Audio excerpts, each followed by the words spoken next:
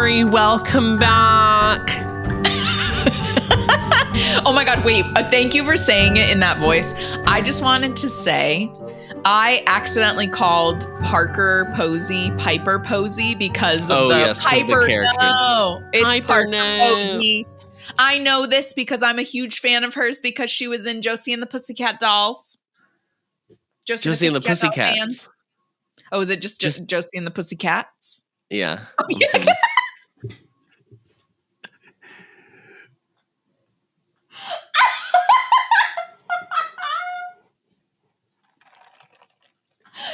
Josie and the Pussycat Dolls. Can I tell you what's crazy about you saying that? It took you a second to realize it wasn't right? No. Oh. This is the second time this has happened to me in a conversation with someone in the past 2 weeks. Oh my God. Josie and the Pussycat Dolls. So we got on Showgaze, we got a letter from a listener who was like, you should, because we've kind of expanded the definition of movie musical to include things that are like have music in it. That have music in it. And so like Josie and the Pussycats. So someone wrote in recommending Josie and the Pussycats. And so Molly is in charge of like reading the letters when we do our mailbag segment.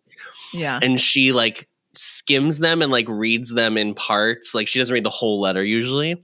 So she was like reading she started reading the title and then her eyes jumped to like the next sentence she wanted to read. So she just auto filled in the rest of the title and she said Josie and the Pussycat Dolls.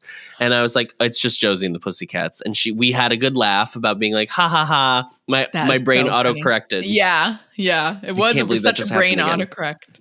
Because I'm such a diehard fan of that movie, Josie and the Pussycats. I showed it to Michael recently and I was like, he thought it was hilarious. It's so good. You should watch it. It's our next Showgaze episode. It is. Okay, good. Yeah. Mm-hmm. You'll have to tell me what you think because it's like, for me, it's like a tween favorite, like early, very like 11, 12, loved that movie. Oh, okay. So Ari, this week I didn't have anything else to say. I didn't either. Great. Ari, you know what I do want to say? Yeah. Let's Tell bear me. with this wedding because this week we read chapter 8 called The Wedding. The wedding of the century. The wedding of the century. The only wedding for quite a while. What happens in the chapter? Bill and Fleur are wed. Blur is it's official. Blur is her.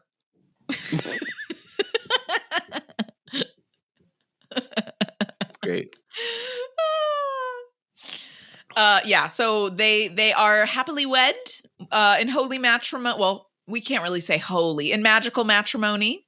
Mm-hmm. I like that, magical matrimony. And then Harry converses with some elderly wedding guests. Two elderly wedding guests from the same generation who remember the past very differently. And a familiar face is back. A familiar face is back. Adam's favorite face in the series. And we learn about we meet Luna's dad. Oh yeah. The love goods are also here. Yeah. We've got the love goods. The love goods have turned up. Yeah. Isn't it so funny? They apparently like live by the Weasleys. Yeah, remember we learned this in book 4.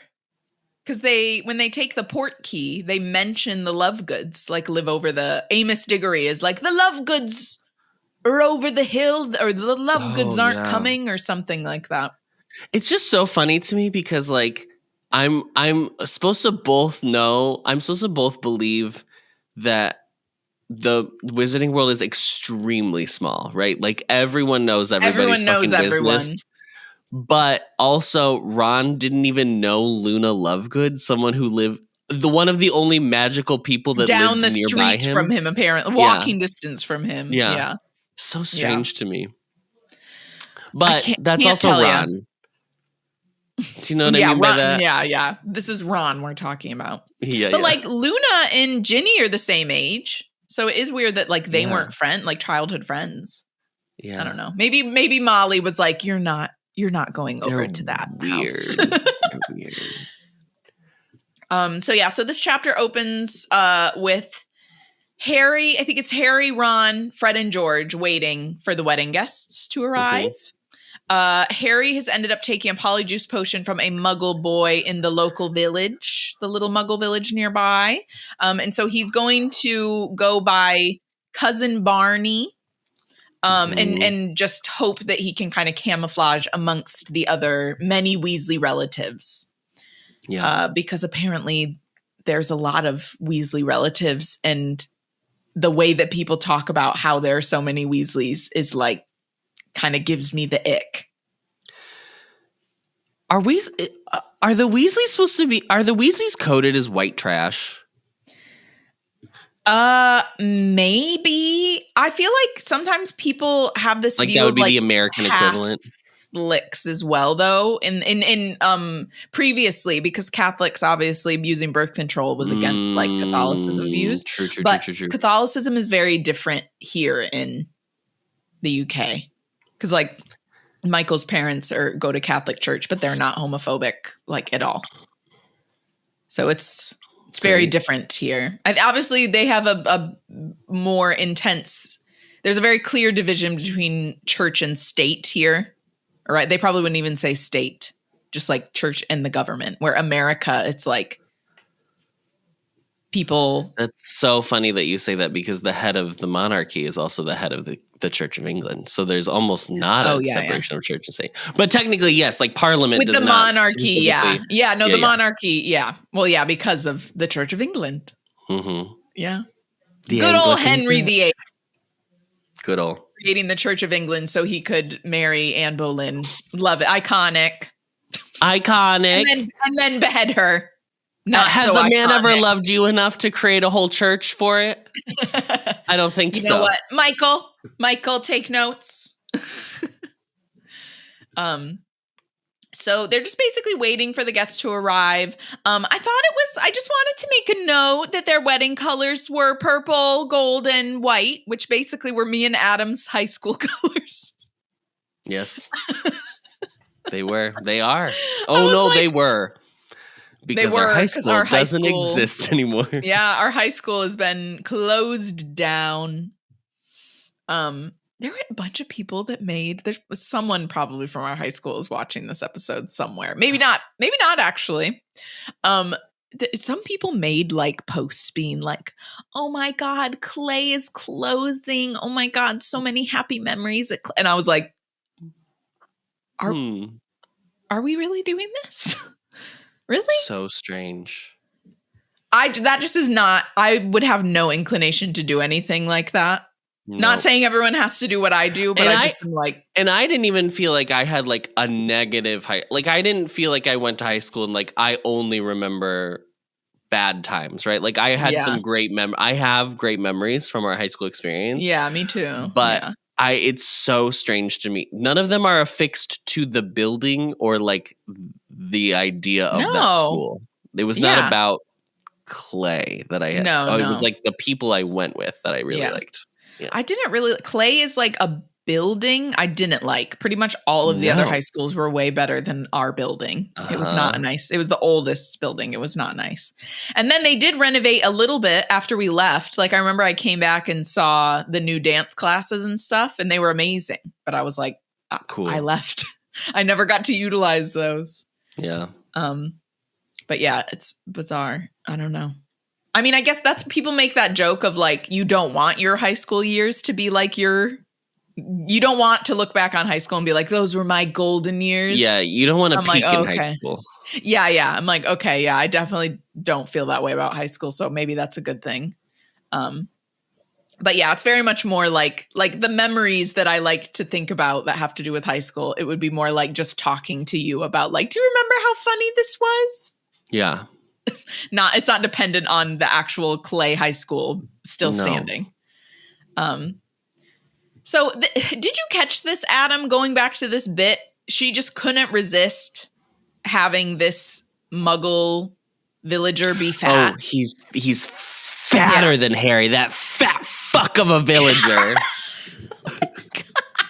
I was like, okay. And also, you've described Harry as so scrawny. Anyone would be bigger than Harry. Than Harry, girl. What are you talking about? Harry's got barely any meat on his bones. So yeah, strange. Harry's uncomfortable in his dress robes because the Muggle boy is fatter than him. She literally said it that way. And then Fred's like, listen, you named him Barney. I automatically assumed he was a bit of a portly boy. Okay, he should be a little on the thicker side. Yeah. So Fred is like obviously very annoyed to be in his dress robes, and he's like, when I get married, you all can wear whatever you like, and I'll put a body bind curse on Mum. And then George is like, you know what? She actually wasn't too bad. Fred, What? I don't know. I know. Sorry, Fred. Can I just back up real quick 1 second? Okay. The Muggle boy that they got this from in Ottery St. Catchpole. Yeah, what a village name.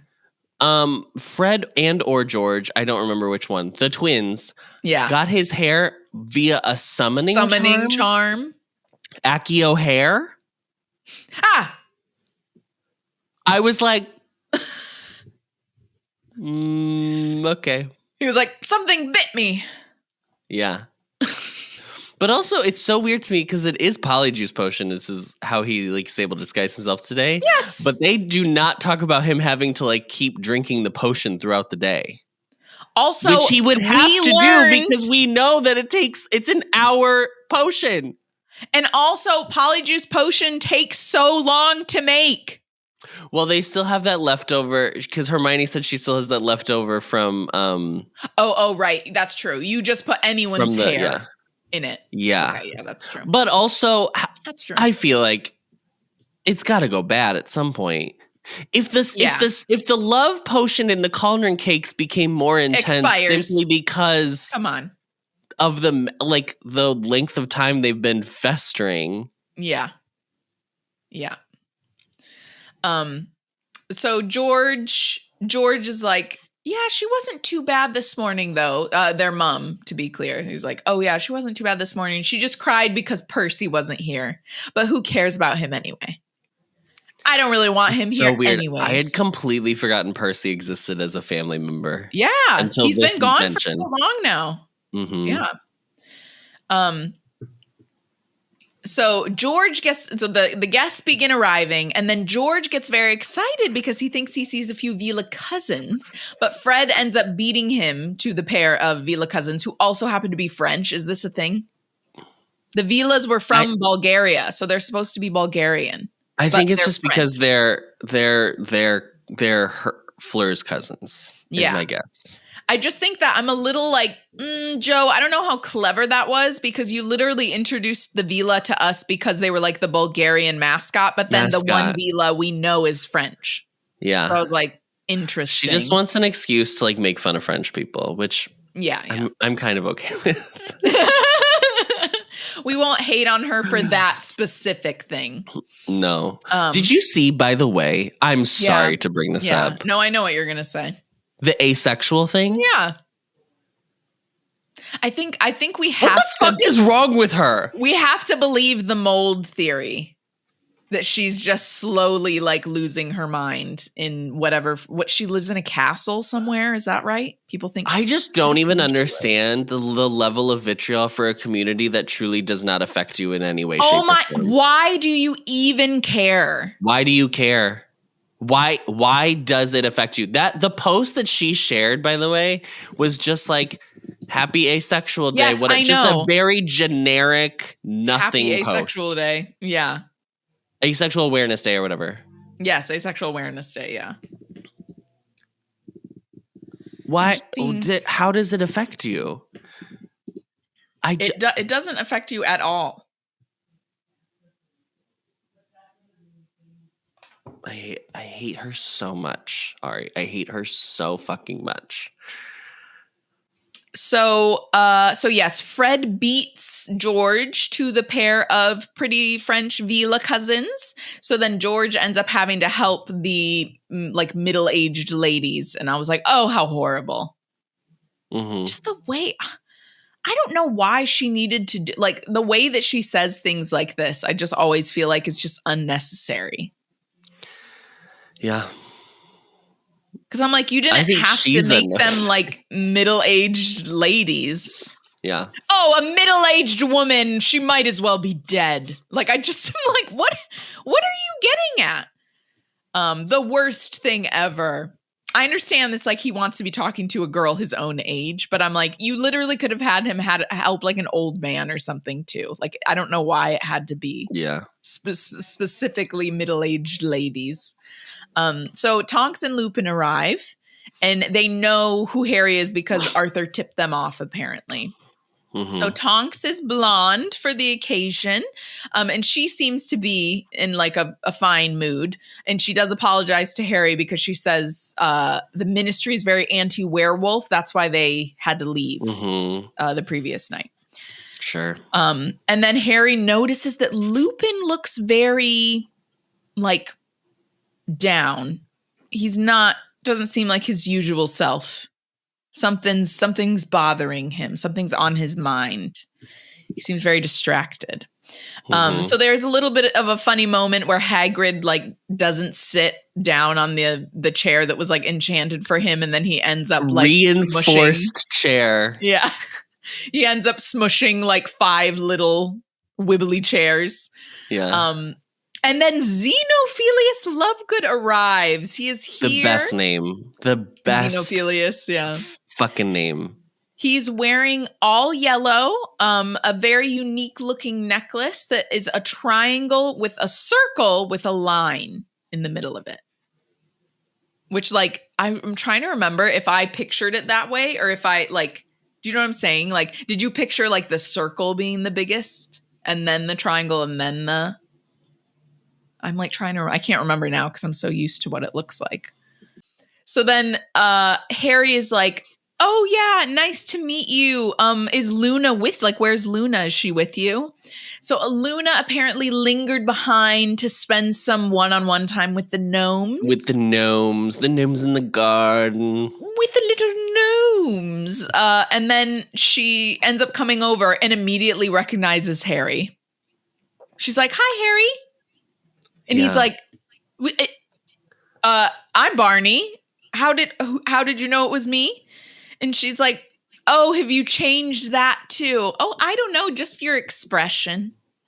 This is what I think is, I mean, like, if you are a ghost Harry Luna shipper, I do think there's something there for you to, like, glom onto. Because, like, it's so weird that she wrote it this way. I mean, I think it makes sense for Luna's character, right? Like, she kind of sees through the artifice of everything, like, whatever. But I do think it's interesting that there is an interpretation of being like, she's the only one that sees the real Harry, which you could read into it. Yeah. No, I think that's true. There's something about, and maybe this is just me like projecting, obviously, what I've come to understand about something like this, but like she comes off to me as someone that is more like aromantic. So she doesn't seem like someone that is like she definitely wants companionship and stuff like that. Well, Jo did not intend it that way. she doesn't believe that exists. Centering men in her life. But that might just be me, that I'm like, oh, it's just because we don't really, because they end up in the movie, they end up having her and Neville together, but like, she's not like not in the with books. Anyone. The what? Neville ends up with Hannah Abbott in the books. Oh, really? Oh, okay. I believe so. Now let me fact check. Cute. I like that. Who does Neville marry? Hannah Abbott. Neville marry? Yeah, okay. A Hufflepuff. That makes sense. But yeah, I do think, I mean, the way that she writes it, there is some type of deeper connection between her and Harry somehow. Just like an energetic connection, maybe, that she sees something. Yeah, she sees him in a way that no one else really does. And so, she's like, yeah, it's just your expression. And she's also wearing all yellow, which we find is like, it's something about sun colors for like good luck. Like it brings good luck to a wedding. So she has a huge sunflower in her hair as well. Yeah, she's got a sunflower in her hair, which Harry says looks nice. So like He does. yeah. He said once you look past the brightness of the outfit, Yeah. he was like, she does look really nice. It has a nice effect. So Xenophilius doesn't hear her call him Harry, but when he turns back to Luna, she shows him her finger where a gnome bit her. And he's like, oh my gosh, this is wonderful.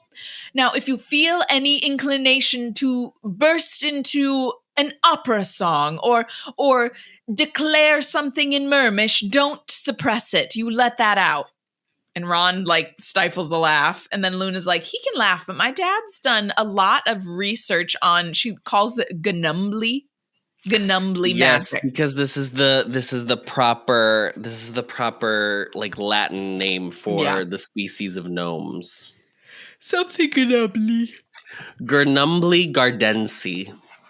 Gernumbly, thank you. Yeah. Gernumbly The gardensi. research on Gernumbly magic. And then here she is, Auntie Muriel. Auntie Muriel, the best character in this chapter, arrived. She is here.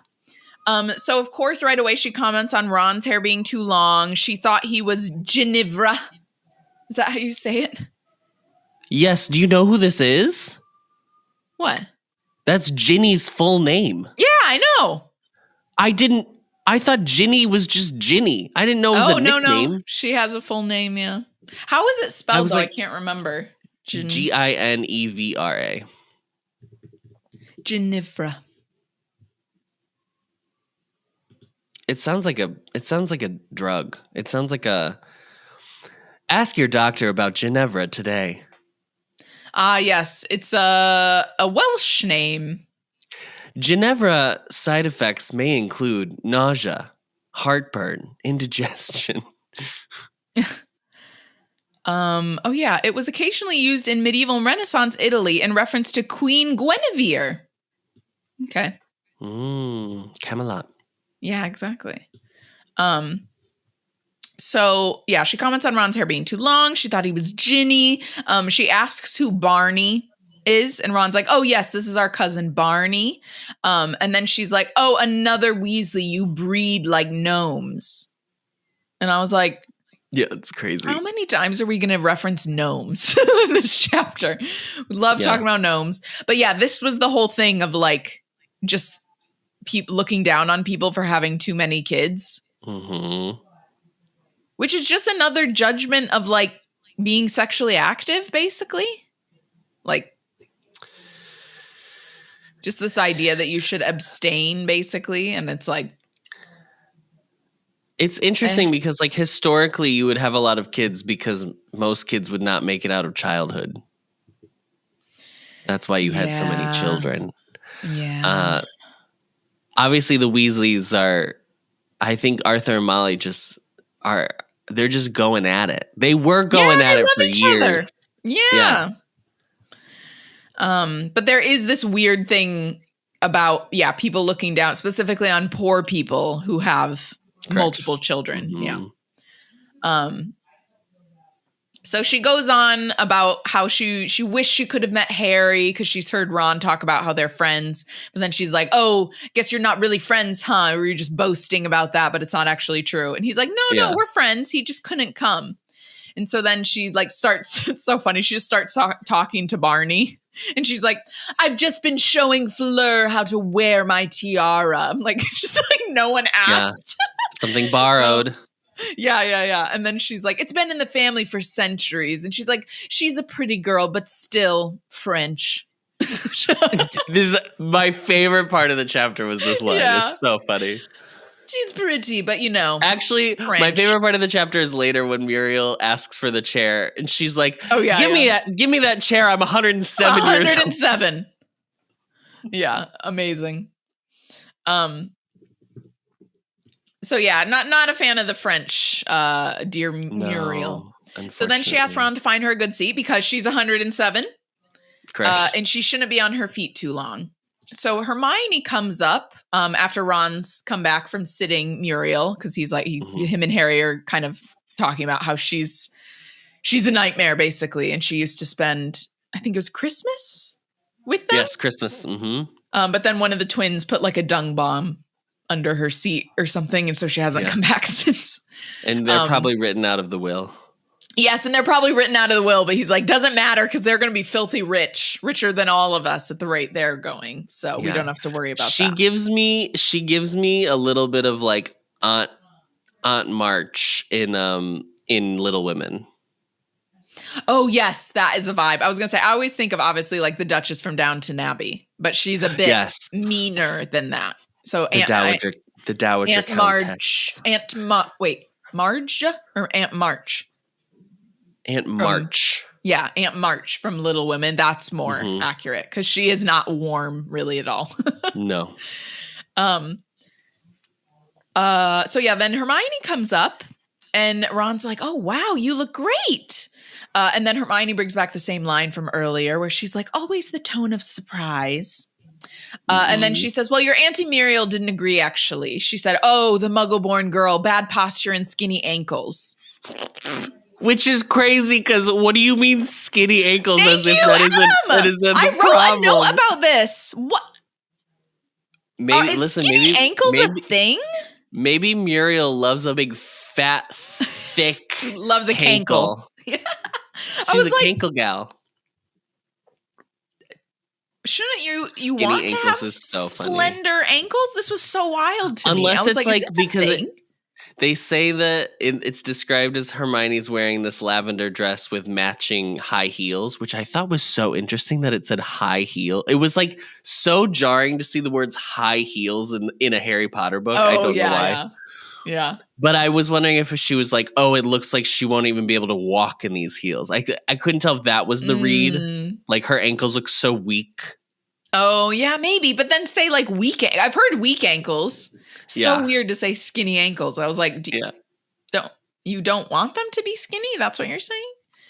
I remember one time a massage therapist said that to me though, because she had like really slender legs. And I was like, oh yeah, like my calves or like my legs have always been like, not like fat, but like thicker or like more, I don't even know what you would say. I don't have like skinny little dainty ankles. And she was like, no, that's good. She was like, you don't want to have skinny ankles. And I was like, don't you? I was like, what do you mean? But I think that it's always that whole thing of someone that wants more, like wanting more meat on their leg or something like that. I don't know if you have really slender legs. I don't know. I've never thought that much about anyone's ankles, to be honest, unless they were literally swollen. Like, yes, I've never in my life thought about ankles. No. I'm not a Victorian man. Yeah. Maybe that's why, Adam. She's thinking back to the Victorian. Yeah. They wanted a nice, healthy, thick ankle back then to look at. I mean, this is 1996 and she's 107 years old. So she was born in like 1890. Yeah. So maybe. So then Ron is like, oh, don't take it personally. She's rude to everyone. And then right then George comes back up and he's like, oh, you're talking about Muriel, Auntie Muriel. And then he also says that he misses Uncle Bilious, which I'm guessing was like her brother because they weren't together. He makes it clear that Bilious never married. So it couldn't have been her husband. Yeah, so it must have been her sibling.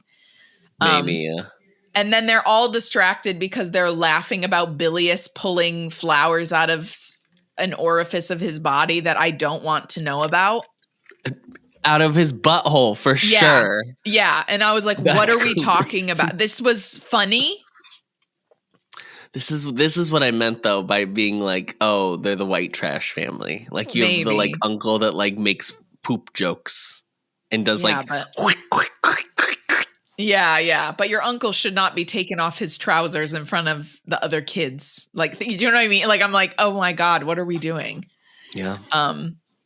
So then they're all distracted because they're laughing about good old Uncle Bilious. And then good old Victor Crumb just casually walks up while they're distracted and then says to Hermione, you look wonderful. I'm obsessed with the idea that they had no idea of the guest list. They had no clue who was coming to this wedding. What do you mean? Like, this was crazy because they're helping so much. But maybe, you know what, Adam, teenage boys. Well, They're not not even paying Hermione attention to knows. that shit. Hermione would have remembered if she, Yeah, they just didn't show Hermione the guest list for sure. because I feel she like would have remembered. Molly would be like, we have an international Quidditch player coming. I have to make sure the house looks You would presentable, right? Maybe she doesn't care about Quidditch at all, though. Maybe. She's like, I don't care. So Hermione dropped her bag. I like though that Fleur and Crumb have kept in contact, though. I think that's so sweet. Yeah, it is really sweet. So Hermione ends up dropping her little bag, and there is a mention that the bag makes quite a loud thud for how small it is. A disproportionately loud sound when it falls. And Hermione's like, Victor! And then Ron's like, oh no, I'm sorry. Before Ron speaks, Hermione goes, I didn't know. It's lovely to see. How are you? Because she just keeps like cutting herself off because she's like, I don't know what to say. And then Ron's like, how come you're here? And he's like, Fleur invited me. And he like has his invitation. So obviously he was indeed invited. And he was indeed invited. And then Harry ends up taking him to his seat because he's like, let me just like help diffuse the situation you guys don't have to interact. I love that Crumb brought the invitation. I have never in my life brought the invite to a thing that I wonder if this is an English thing. I didn't bring my invite to Yaz and Brad's wedding though, so this is it must be an outdated thing to do. I mean, I guess if that was the way you knew where and when it was, maybe bring it to be. It's so funny to me. Yeah, crazy. So as they're walking, as Harry's like taking him to a seat, Crumb is like, oh, your friend's not very happy to see me. Or is that your cousin? And Harry's like, yeah, it's my cousin. So then Harry goes back to rejoin the trio just as the wedding is about to start. The wedding party, like the families walk down the aisle. Bill and Charlie appear up at the front because Charlie is Bill's best man. Monsieur Delacour? Do you say Delacour? No, Delacour. Delacour and Fleur walk down the aisle. She's wearing a simple white dress and she's gliding down the aisle as he's bouncing along beside her. And then there's this really beautiful sentence where like it says that her radiance beautifies everyone around her, which I thought was really nice for her wedding day. And she's emitting like a soft silvery glow. And then Ginny and Gabrielle come up behind her wearing gold dresses. And then Muriel loudly says that her tiara sets the whole thing off nicely, but then comments that Ginny's dress is far too low cut. And then Ginny looks around and winks at Harry. It's so funny. Muriel is so specific of a character. It's so funny. You know what? I should bring this up. There was, because I'm sure someone had a similar experience. When I was in college, I was dating a guy. This guy I dated my sophomore and junior year. And there was one time where we went out to dinner with his, I think it was an aunt or maybe a great aunt or something. And she honestly was like Muriel, but kind of like it probably would have been as uncomfortable as like interacting with Muriel. But what she did was like, I remember she was talking to my boyfriend about me in front of me. Oh, Jesus. But she was also bringing up his previous girlfriend. So she was saying so you have a new girlfriend. Keep in mind, I'm literally sitting here. I'm sitting next to him as this whole conversation is happening. So she goes, I see you have a new girlfriend here. Well, this one's really pretty, but the previous one was really nice. And I'm sitting there. He was just like, oh yeah, she was nice, because he like didn't know what to say. But honestly, I should have broken up with him like that night.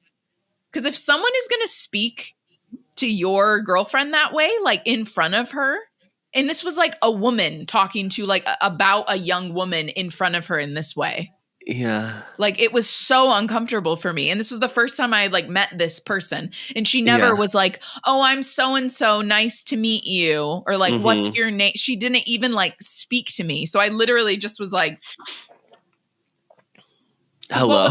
What was I going to say to that? But when I was reading the bit about Muriel, I remembered that interaction like right away because I was like, my God. Harry, when he gets this little wink from Ginny, Harry is thinking back to his happy times with Ginny at Hogwarts and how it felt.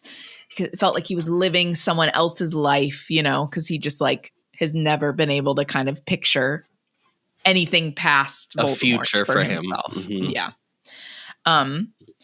So people are crying. Both of the mums, the mother of the bride and the mother of the groom are crying. Hagrid, of course, is crying, and Hermione is very teary-eyed. This is the second time in this book so far that Harry has referenced like basically not being able to envision a future for himself. Yeah. And she is laying it on thick that there is going to be a finality to possibly Harry's life. Like, we don't know at this point. We know one cannot live while the other survives. And so she's trying to still be like, it could be Harry. Harry could die. Maybe these are premonitions that he's not going to live past this book. Yeah. Which I think is very interesting. Yeah. She's laying the breadcrumbs.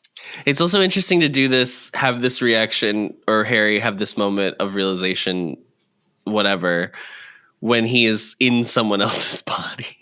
When he is like disguised as someone else. Yeah. So Blur kiss. I almost said Fred and Fleur. Different universe. Fan fiction somewhere. Fanfic, yeah. Bill and Fleur kiss, and the balloons burst. All the balloons burst, letting out bells and birds of paradise. Gorgeous. Now, birds of paradise.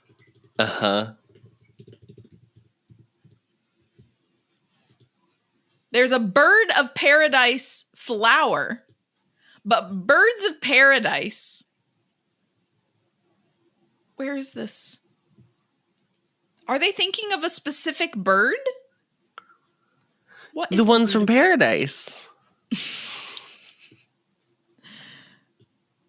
Let me see. Hold on.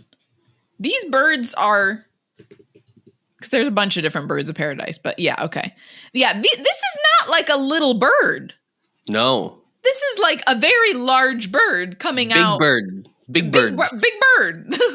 Yeah. I was like, oh, that's casual. It's Kevin from Up. Yeah. So the tent ends up transforming into like a reception area complete with dance floor. There's like a cool little bit where it like comes up and then like swoops back down. Then Ron looks for a place to sit, which Harry's assuming is going to be away from Crumb. And then they see Luna sitting all alone. So of course they join her. Perfect.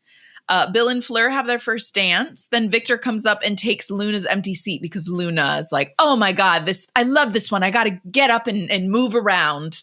Because obviously we know Luna's dancing is very eccentric. So Hermione is very like flustered, but not unpleasantly so by this little turn of events of having Ron and Victor both, you know, being kind of interested in her, you know. So when Crumb comes and sits down, he's like, who is this man right here in the yellow? And they're like, oh, I think Ron's like, that's one of our friends' dads, so don't you say anything about him. Yeah. And then he's like, Hermione, do you want to dance? Shall we dance? Let's go have a dance. And she's like, oh, okay. And again, like flustered, but like not unpleasantly flustered. Like she's kind of liking it. And I was, you know what, Hermione, you're not wrong. That's okay. Yeah, you get it. So then Harry and Crumb get into a discussion about this necklace that Lovegood is wearing. With the triangle and the circle and the line. Yes, yeah. Also, wait, we haven't even mentioned, wasn't it like last chapter or the chapter before when you were like, oh, it's so crazy that Crumb never comes back? But here we are. I know. Were you like, oh yeah, when it happened? No, I did not remember this at all. Oh my gosh. There's so much of this book I do not remember. I'm so jealous because I wish that happened with like this book series for me still. feel like nothing is ever a surprise for me in this. Well, it could have. You just had to never reread it for 14 years. I know. Yeah, that's true. I reread it far too often. Yeah. So then they start talking about this necklace that Xenophilius is wearing and the symbol that's on it. Apparently, this symbol is associated with Grindelwald. It's known as Grindelwald's mark. At least it was when Crumb was at school. At Durmstrang. Because Grindelwald went to Durmstrang. Yes, he attended Durmstrang, not Hogwarts. Grindelwald this is the only confirmation we get that like Grindelwald was a big deal in Europe, but maybe not necessarily the UK. Yeah.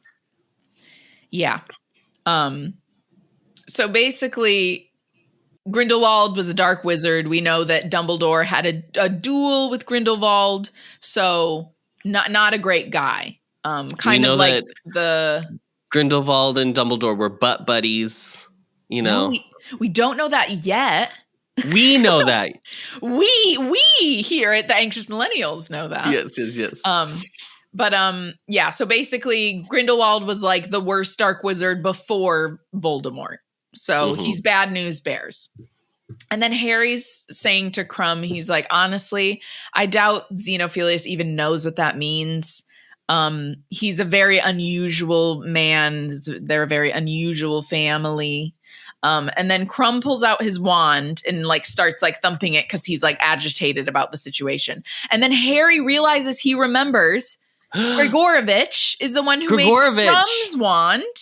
And then this was so funny to me. I laughed out loud because Harry's like, oh, Grigorovich. And like Crumb looks at him and he's like, he made your wand. That's why I thought Quidditch. Great.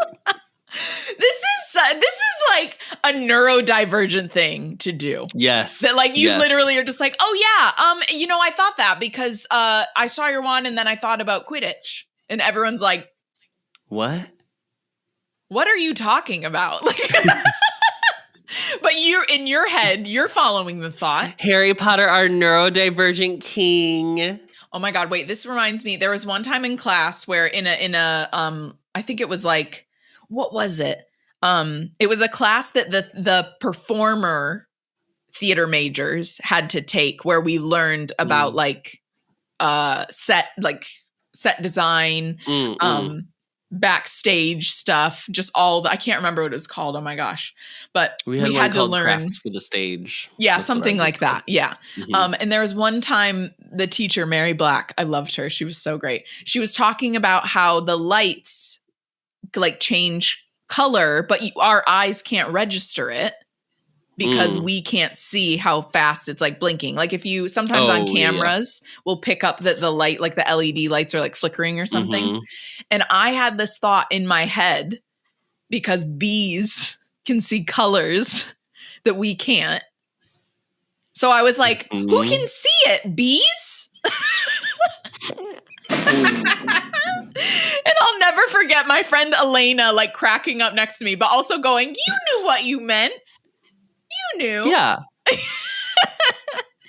And then I had to explain. I was like, because bees can see colors also, we can't. Who can see it? Bees. Who? Who can see it? Bees? And I said it just like that, like just so unabashedly. And but not like, what? Not what can see it. No, I know. Who? It's so funny to me. So yeah, that cracked me up that he said that. I like laughed out loud when I heard that part. And then Crumb is like, what the fuck? How do you know that? And Harry's like, I read it in a fan magazine. Victor Crumb. Crumb is like, I never realized like I mentioned that in an interview anywhere. And so Harry's like, anyway, what is he doing now? What's Grigorovich up to these days? And he's like, oh, he retired several years ago. I was actually one of the last people to get a wand made by him. And then Crumb points out Ginny and he's like, oh, this girl is also very good looking. Is she also a relative? And Harry realizes he's talking about Ginny and is like, yes, but she's taken by a very big jealous bloke. You don't want to get on his bad side. And then Crumb has this funny line where he's like, what is the point of being a famous Quidditch player if all the good looking girls are taken? Like, why am I even here? And I was like, that's kind of fun. A little look into Crumb being like, I can't even get a date. There's two Vila cousins that I'm sure you could go chat up. No, because my next note is Fred and George have disappeared somewhere off into the darkness with their pair of Vila cousins. So I think they're occupied for the evening. I hope there's not anything White Lotus-y going on there. Have you heard the theme? That's the White Lotus theme. So Hagrid is singing, as we remember from the book 6.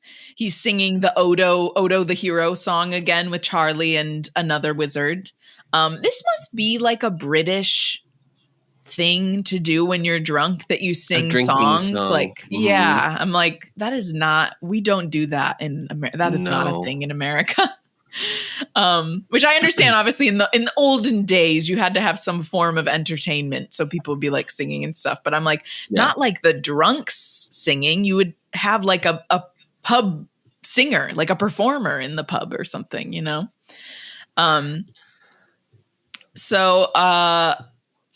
They're singing, Hagrid and Charlie and this other wizard singing that song. There's a random Weasley uncle who is unsure if Harry was his son. What was this? This was crazy to me. How many Weasleys are at this wedding? How many Weasleys are there? I interpreted it as he was like, "Are you mine? Did I? Was it your? Am I your father? Who's your mother?" Oh, I thought he was I thought he was like drunk, just like, all right, let's go home or whatever. And he's like, oh, sorry. Like, that's what I thought. That's so funny. I was imagining that he was like having like a life crisis moment, being like, "Are you my boy?" So Harry ends up finding Elphias Doge. He recognizes him from his little obituary. The obituary photo. Or not, I shouldn't say obituary photo. His photo, because he wrote the obituary. Right. And so he sits down and then he leans into Elphias Doge and he says, "Mr. Doge, I'm Harry Potter." And then Elphias Doge is actually so cute. He's like, "Oh, Arthur told me you were here. Oh, I'm so honored.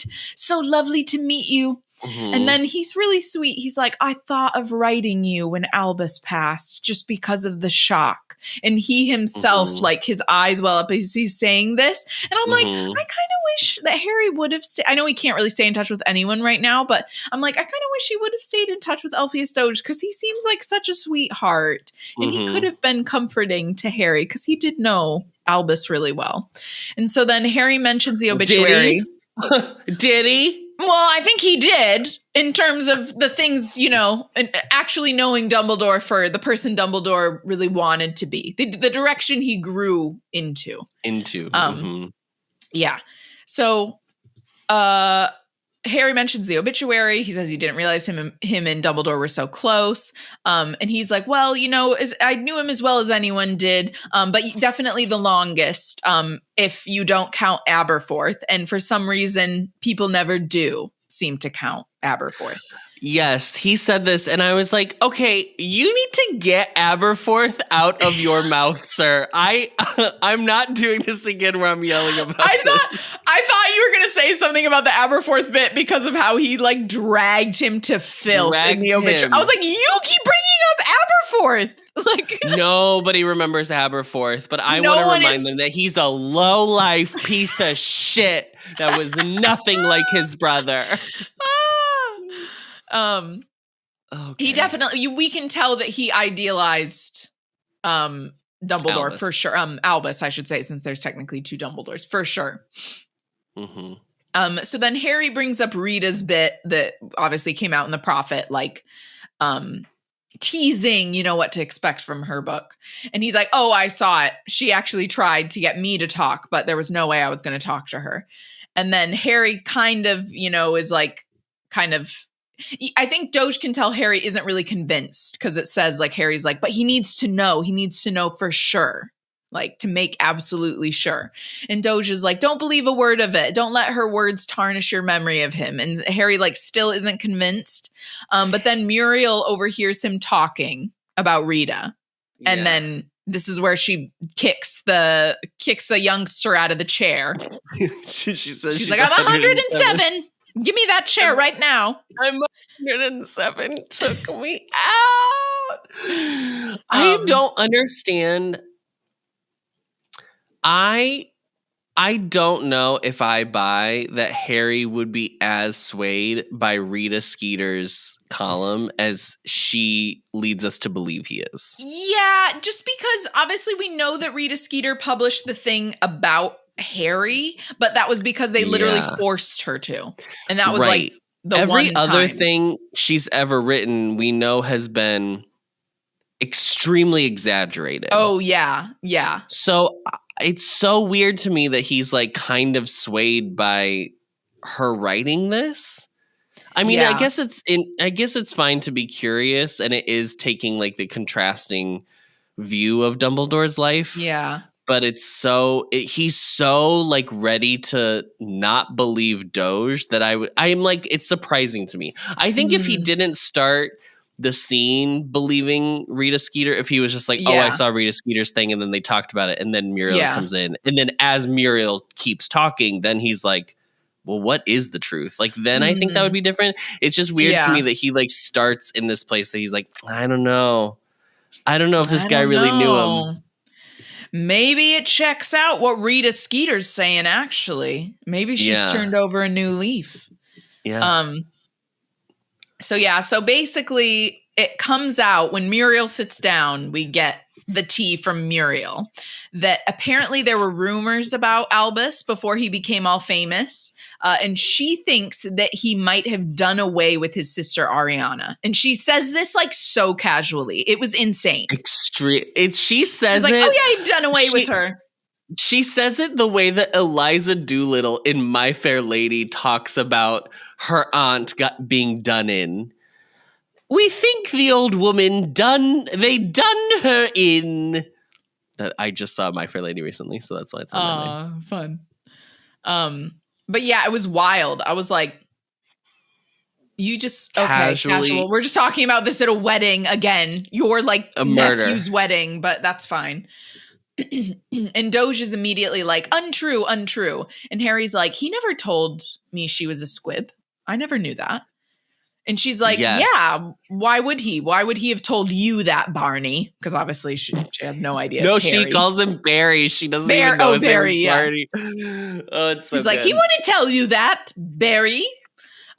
Basically just she does not know it's Harry Potter sitting here. Yes, but the funny part is she's closer to saying Harry than she's saying like Barry. It's rhyming. Yeah. So basically, Doge is trying to argue the reason he never spoke about her was because he was so devastated by her death. And then we also learned that his mother was apparently terrifying, according to, I almost said Bathilda, according to Muriel. Muriel. Because her mother was friends with Bathilda. Bathilda Bagshot. Yeah. Spooky. And there were these rumors that she kept Ariana like in a dungeon. And Harry is like, what is this about? What do you mean? So the whole story is that, let me make sure this is clear. The whole story is that Ariana was a squib. They hid her away. Normally squibs get sent to Muggle school instead of wizarding school because they don't have any wizarding capability. Yeah. But Kendra, who is Dumbledore's mother, she was like so like whatever. She was apparently Muggle born, but she would never talk about it. She wanted people to think she was like anti-Muggle. Yeah. She wanted people to think she was like full witch. Yeah. So she would have never allowed Ariana to be sent to Muggle school. She would have like rather died.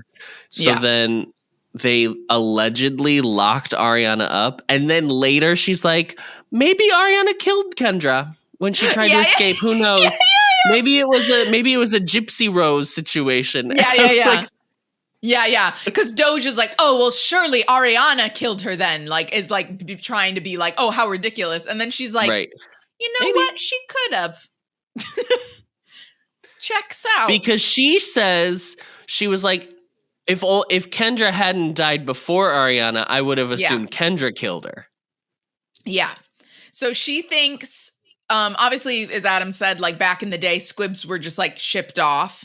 But because, Kendra like would never have like, admitted, or like she never would have wanted to actually send her away, which is kind of, that in itself was a little crazy to me. Yeah, too proud. But I was like, all right.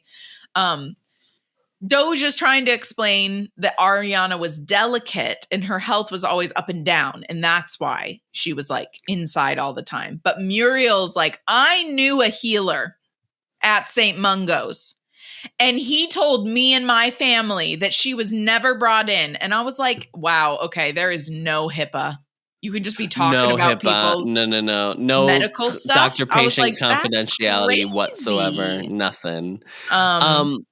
But this scans though, this like the metaphor feels like kind of like what the royal family did with those like sisters who were like mentally unwell, and then they just like hid them away in a home. Yeah. This is an episode of The Crown, obviously, is what I'm referencing, but yeah. Wait, they show that on The Crown? It's a season 4 episode with it's a Margaret episode, so that was a Helena episode. Was her finding out about the cousins and going to like see them. Oh, I don't remember that. Oh my gosh, I'll have to watch The Crown. Yeah, I mean, basically, yeah, she's just kept like away from the public. Basically, she's like a secret because Kendra. We're supposed to believe, if we're believing Muriel's what recollection of events, version of events. She's like, yeah, she was ashamed, so she didn't want anyone to know. So Muriel's like, if Kendra hadn't passed away first, I would have thought that she was the one that did away with Ariana. If she was willing to imprison her, she might as well, or she probably would still be willing to do that as well. Why can't I form sentences like a normal person right now? If she was willing to imprison her, what she what's would be willing her? What's stopping her from killing her, taking her life? So this is the darkest conversation in this book series so far. It's crazy. So Doge was at the funeral for Ariana though. And he's like, yeah, and there was never a sadder occasion. Albus was heartbroken. And then Muriel is like, oh yeah, didn't Aberforth break his nose halfway through the service? And then she like cackles because Doge looks like horrified that she knows this. Yeah. And then she's like, Muriel's getting a lot of glee out of this. I know, yeah. She's not a nice woman, best Muriel. Time she's having at the wedding, for sure. So she's like, yeah, my mother and Bathilda Bagshot were really good friends. This is where she like drops the bomb. And she's like, Aberforth apparently blamed Albus for her death and then just like swung at him right over the coffin. I heard Albus didn't even try to defend himself. And Doge is like, well, he could have obviously defended himself against Aberforth, but like he was his brother and he just, he felt terrible about it. So that's why he's saying like he just let him kind of take his anger out on him because he was upset as well. There's a moment where Harry, once they talk about Bathilda Bagshot, he's like the author, and he says like he remembers her name from one of his school books. I was like, one of? I was like, you bought her book every year, Diva. History 6 of years Magic. You bought her books. Yeah. History of Magic. She is the author of History of Magic. Then Muriel talking about Bathilda, she's like, yeah, she's quite gaga these days. And then Doge is like, okay, well then that's even more of a reason to not believe what Rita is going to be saying about the Dumbledores in her book. And she's like, and then he also makes the point that he's like, and also that's horrible that she went to interview Bathilda when she's like not all with it anymore. Like, how unethical is that? And then Muriel's like, oh, I'm sure Rita knows how to get it out of her. And I was like, what do you mean? That's crazy. Veritaserum her? Is that ethical?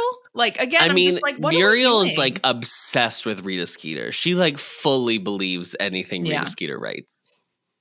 Oh yeah, for sure. So then out of nowhere, Muriel ends up mentioning that Bathilda lives in Godric's Hollow. And Harry is like, excuse me? And she's like, yeah, that's where she lives. That's where the Dumbledores moved after the dad's death. And Harry's like, what in the world? How has this never come up? Our parents could literally be in the same cemetery. His sister and my parents could literally be in the same buried in the same cemetery. He's like, what? And this is like cause for him. This is what causes Harry to really be like, maybe there's more to this story than like Dumbledore ever told me.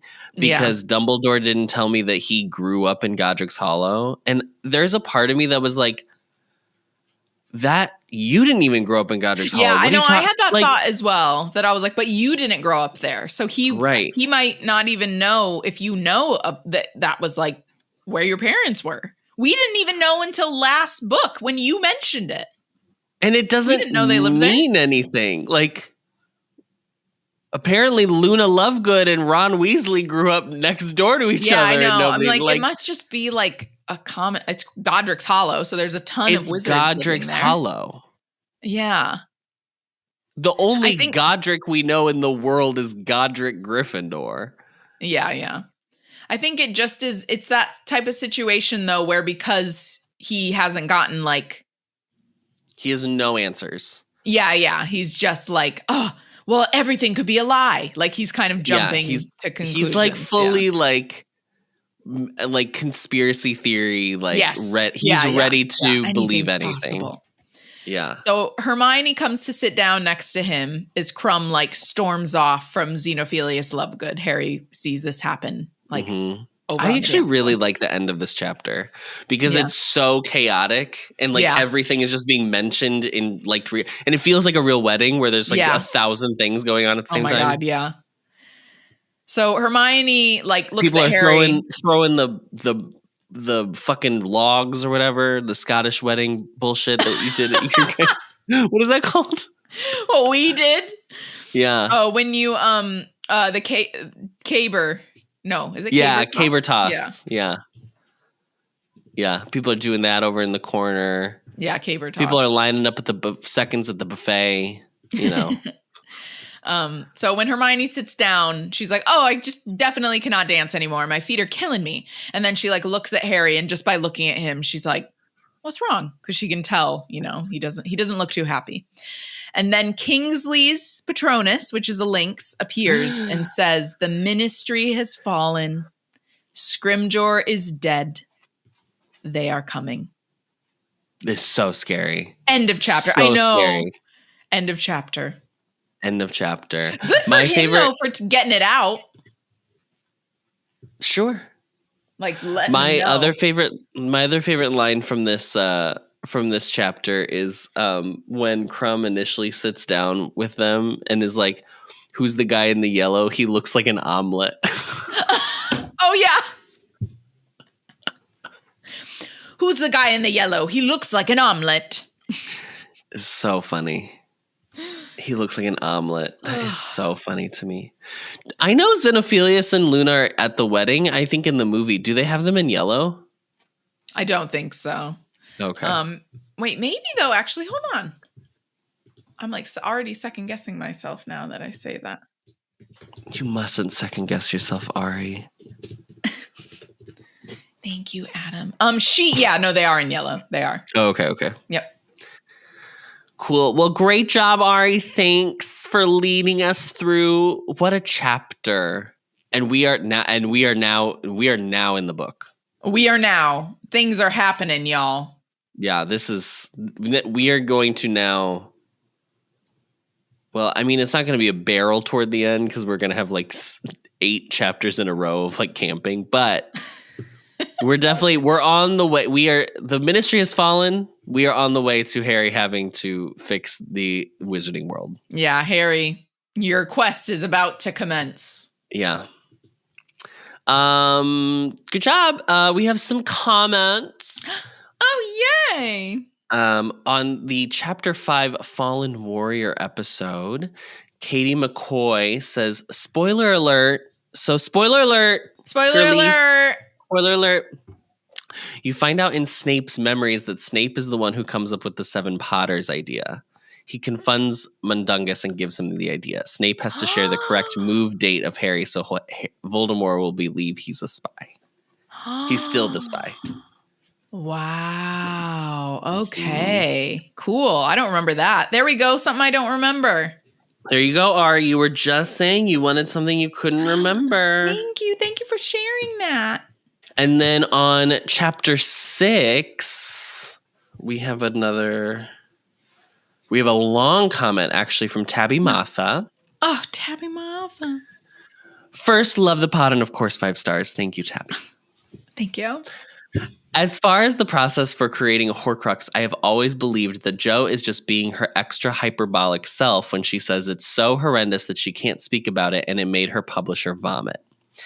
I actually think Ari is on the right path with needing to do something with the body similar to how we see in real life with serial killers.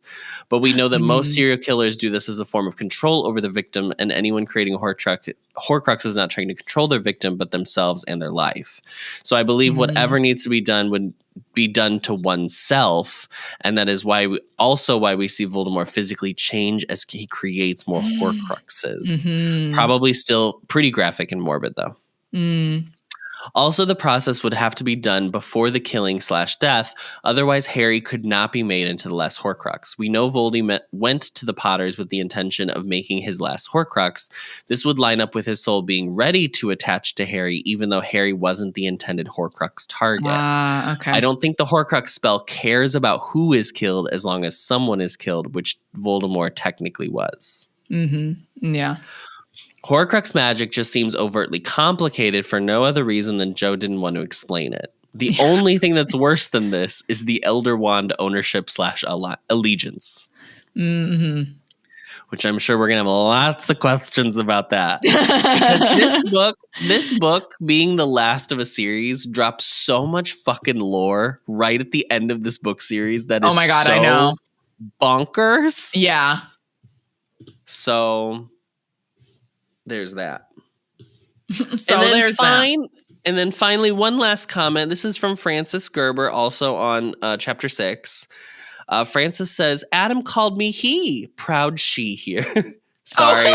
Francis is a gender neutral name. I just immediately went Adam to. Called the me only Francis he. I know is a boy. Fellow Ginger like the Weasleys with one daughter, Ginger, currently pregnant, but sex still unknown, and we will see about the hair color when they are born. Congratulations. Yeah, congrats. About Harry becoming a Horcrux, I always understood it as Voldy did not mean to make a Horcrux. A piece of his soul just clung on to Harry because it was the only living thing it could find. Usually Horcruxes don't cling to the living. That is also why Voldy never suspects that Harry is a Horcrux. That's what I thought as well, that it was just like completely an accident, and that's why he doesn't see it coming. Yeah. Yeah. So there you go. Thanks for writing in, guys. We love hearing what you think. You can find the podcast on Apple Podcasts, Spotify, or wherever you find your podcasts, as well as video versions on the Ampliverse YouTube channel and Spotify. As always, don't forget to rate, review, and subscribe so that we can get a perfect Newt score. 5 stars only, or else Scrimger will die. Yes. You'll have to have dinner with Muriel. You're gonna have to have dinner with Muriel, and she won't talk about you to your face. She'll talk about you to your partner. She'll talk about you in front of you. Yeah. And don't forget to follow us on Instagram at HBAnxious or YouTube and TikTok at The Ampliverse. We are hosted on Spotify for podcasters, so thank you to them, and are a proud member of The Ampliverse. Please check them out at theampliverse.com. Thanks, Ari. Thank you. And as always, the ministry has fallen. They are coming. They are coming.